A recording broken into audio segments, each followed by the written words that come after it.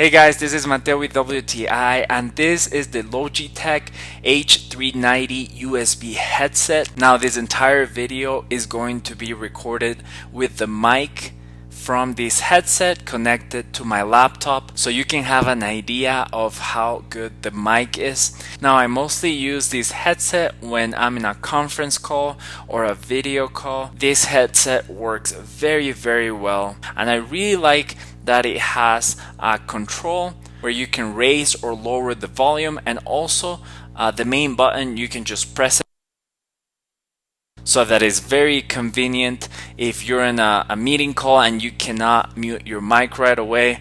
Your dog comes in barking, you can just click it and you mute it.